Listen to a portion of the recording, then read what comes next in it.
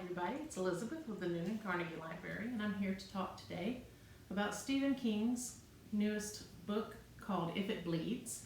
And this is a collection of 4 of his previously unpublished short stories. So everything in here is brand new, and these were very enjoyable to read. The first one starts out is Mr. Harrigan's Phone, and it's a story about a young man named Craig and an older man named Mr. Harrigan, who is his mentor.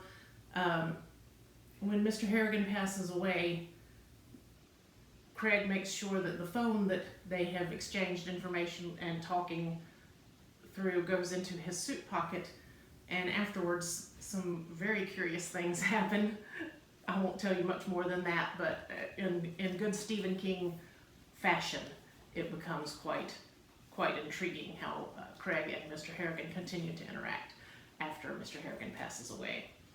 Then the second story in this collection is called The Life of Chuck, and it is broken down into 3 acts, and they go backwards almost, but also from the interior to the exterior. So Act 3 is interior of Chuck's mind, but you don't know that at first, and then Act 2 is more Chuck in his body right before he passes away, and Act 1 is Chuck's life. And it's a very interesting story, and it's the central basis of that particular story is I contain multitudes. So again, this is a very Stephen King-ish short story, very intriguing, a little supernatural, super interesting.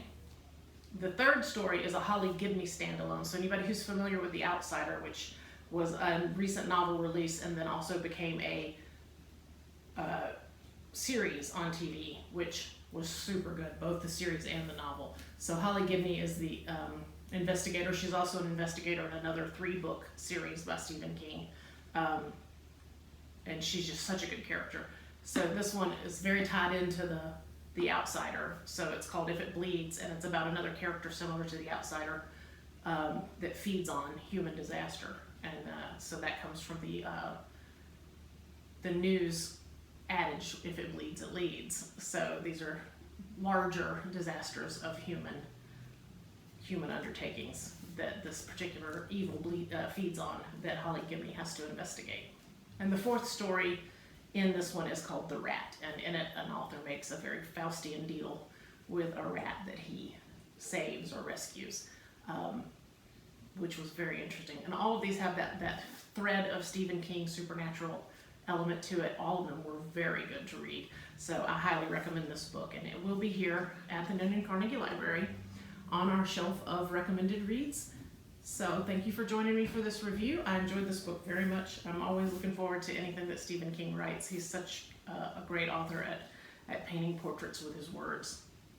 So I hope you guys will join us again soon.